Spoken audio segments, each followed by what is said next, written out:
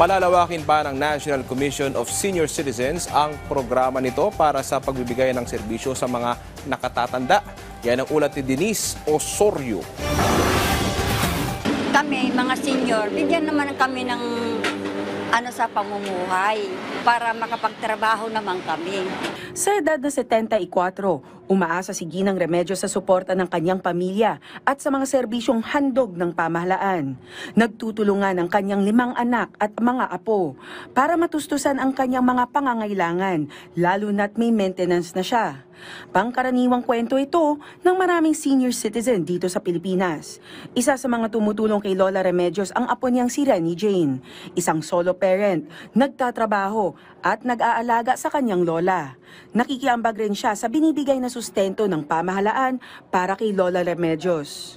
Kumbaga, sakali po, yung 3,000 na binibigay po sa senior is malaking bagay tulong. Kumbaga po, kulang na lang po yung idadagdag. Konti na lang po idadagdag namin para po sa maintenance ng lola namin. Ani ni Renny Jane, bagamat tumutulong ang gobyerno para sa pangangalaga ng mga senior citizen, kapos pa rin ito.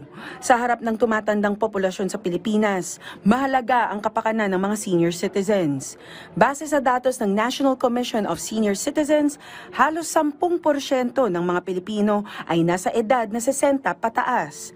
Dahil dito, mas pinaigting ng NCSC ang mga programa para sa mga komprehensibong serbisyo sa mga nakakatanda.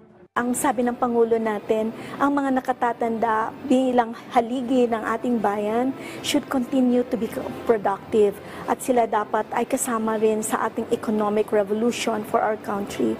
So that is really the purpose why we have livelihood opportunities. Titiyakin ng komisyon na may akses sa maayos na serbisyong pangkalusugan, seguridad at suporta mula sa komunidad ang bawat lolo't lola sa bansa.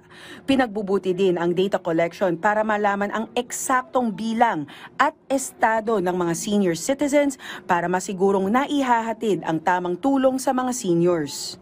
Alam mo, pagka nagre-retiro ang isang nakatatanda, ang feeling niya wala na siyang silbi sa mundo. So that feeling of isolation and the absence of belongingness and productivity, weighs heavy on a senior citizen. So mahalaga yun. Bigyan sila ng purpose, bigyan sila ng kahalagahan. And this actually will become a model for the young generation as well. Sa mga programa ng NCSC, katuwang ang iba't ibang sangay ng gobyerno, pinapalakas ang advokasya ng komisyon para sa aktibong pagtanda, kung saan hindi lamang sila inaalagaan, kundi binibigyan din ng pagkakataong makilahok at makapag-ambag pa sa lipunan. Denise Osorio para sa Pambansang TV sa Bagong Pilipinas.